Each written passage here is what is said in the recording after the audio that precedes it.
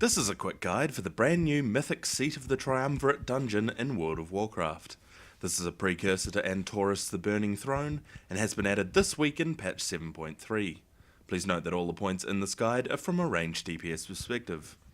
The first boss in the seat is Zoral the Ascended. Make sure you've cleared the whole area of mobs before pulling the boss.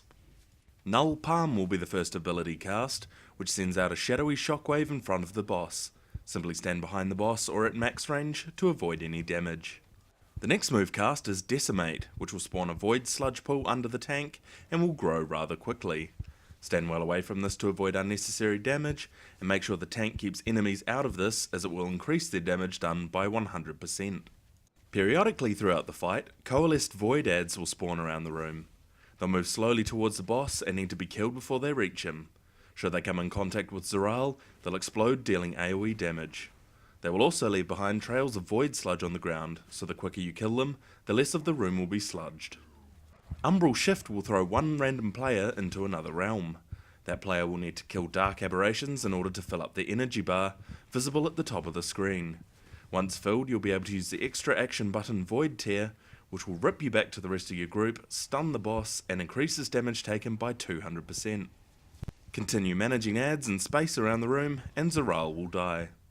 Next up is Saprish, a void ethereal along with his two animal pals, Shadewing and Darkfang. It's important to note that they share health, so cleave away. Saprish will throw out traps constantly throughout the fight, and you'll want to stand well clear of them as they'll deal damage and stun you for 5 seconds.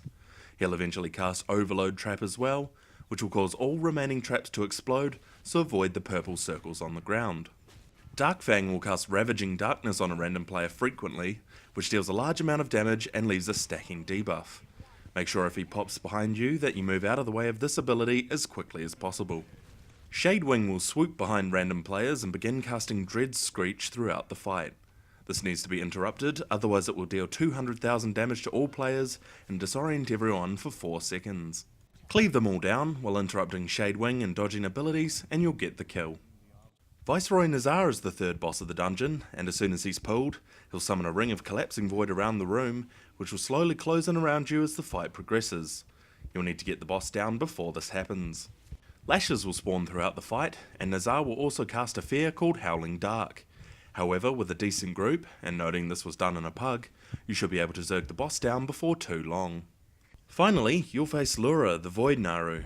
This fight is all about ad management and not standing in stuff. Lura will have a shield up until the ads have been dealt with, consisting of 1 large ad and 3 smaller ones.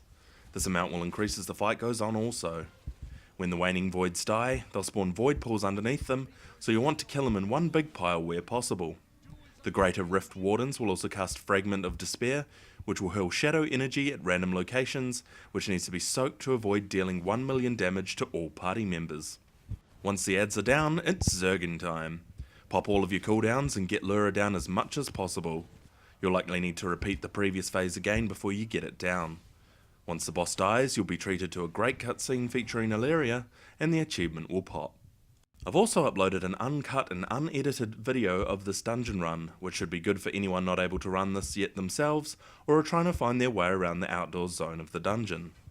If you found this video helpful, please hit the like button or subscribe to keep up to date with loads more achievement guides coming soon. Thanks for watching.